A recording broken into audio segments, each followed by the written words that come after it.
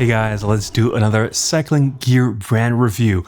I kind of like these because I think a lot of people, myself included, are looking for stuff that's good looking, good enough quality-wise, and sensibly priced.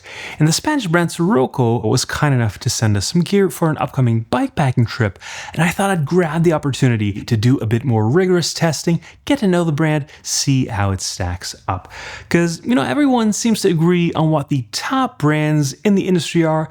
It's not that hard to find great cycling gear when money's not an object, but I can be the only one for whom the prices on these AAA cycling brands just don't make any sense financially. So, Siroko, they send me this stuff for free to review, but I'm gonna have to start with a couple of reasons not to like the brand. Sorry about that. Number one, they are pretty aggressive in their influencer marketing, sending this stuff out to losers like me to influence you into buying it. Look into my eyes, look into my eyes, the eyes. Look around the eyes, don't look around the eyes, look into my eyes. You're undone. I suppose the upside of that is that you get to judge the fit on some real-life cyclist dad bods and not one of those demigod models in the promo shots.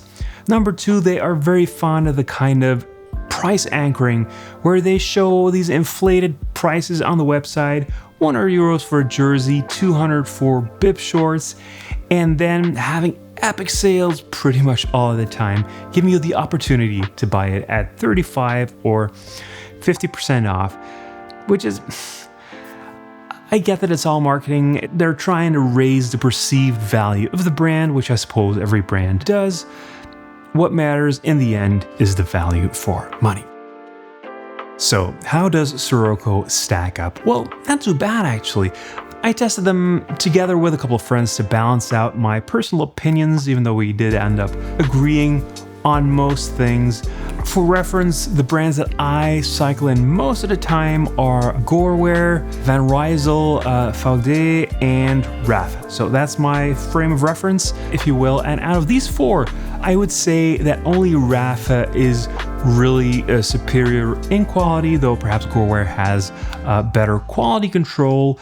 Their designs can be a bit bland, but I don't think I've ever had as much as a loose stitch from them. Siroko is generally fine. I think we've tested about 10 of their products and that yielded 8 counts of no issues whatsoever. 1 count of slightly erratic stitching, not terrible, just first espresso of the day, kind of wobbly, and 1 count of a thermal jersey piling underneath the straps of a backpack on a long bike ride. And they mentioned that risk in the product description on the website, so maybe that's not a real fail, but it is a pity because this M7 thermal jersey was actually one of our favorites of the bunch and the piece of clothing that got us the most compliments in our testing.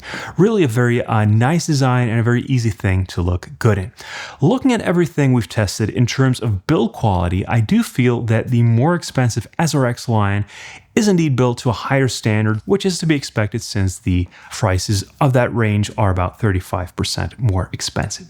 To add some data points to those personal opinions, I took an in-depth look at the customer review scores for Siroko on the Decathlon website, because they sell them as well. And I compared Siroko's scores to Decathlon's own Van Rysel product, specifically the cycling bibs. And I think this is an interesting perspective because Van Rysel, like Siroko, has been working very hard to increase the perceived value of the brand. Decathlon's obviously got deeper pockets than Siroko, so they do it by sponsoring a world tour team and having them ride the Tour de France on their bikes, but it's essentially the same goal.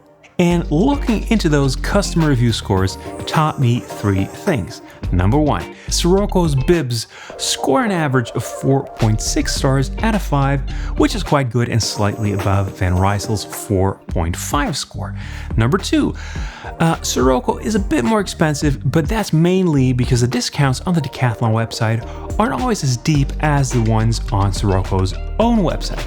If you wait for one of the bigger sales and use the code underneath this video, you can get some pretty significant discounts, in many cases undercutting Van Rysel. And lastly, and this is interesting, if you solo out the SRX line reviews, you get an average review score of 4.9, which ties in nicely with our own impressions.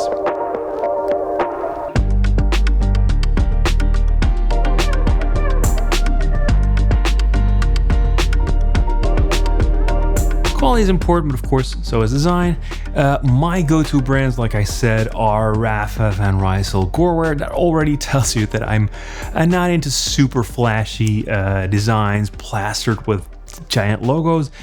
Siroko has something, I guess, for both groups, for people who like it simple and classy, but also those who like some bolder colors and designs, though nothing really far out there. I'm mostly a fan of the design language here. It does help that they have a good logo with clean lines. The premium SRX line, I would say, is noticeably more toned down than the rest of the lineup. Nice looking, but definitely not for those who like their fashion loud. Sizing is mostly European. Anyone who is used to US sizes should go down at least one size. It's not one of those brands where sizing is super consistent, but they do have a pretty clear size chart on the website, as well as free returns for size exchanges, so I don't think that should be much of an issue unless you need it on very short notice. No big surprises in terms of fit. Long enough, both front and back. Perhaps the sleeves were slightly longer than we were accustomed to, but that's not necessarily a bad thing. Fit is generally pretty snug, more of a race fit. It's not as loose as some other brands, and you can tell that especially the SRX line is designed to be aero. Let's zoom in on the bib shorts, because by most accounts, that's the one part of your outfit where you should be prepared to spend some money on, or perhaps not just the bib shorts, but any part that touches your bike. So shoes, bibs, gloves, and I suppose also your helmet, though you don't really want that to touch anything. Like I said, I tested this out together with a couple of friends. My expectations in advance were that maybe the jerseys would get more love, more praise than the bib shorts, but those actually turned out to be pretty popular. There's some different tiers to Siroko's bib shorts. I spent most of my time in the SRX Elite bib shorts, which struck me as a bit more dense, the padding that is, than what I am used to. Siroko markets these as ideal for 10 to 12 hour routes and competitions. I honestly have never done 10 hours straight on a bike, but the one time that I came remotely close was climbing the Teide in Tenerife, which took me an embarrassingly long time because I wasn't in the best of shape.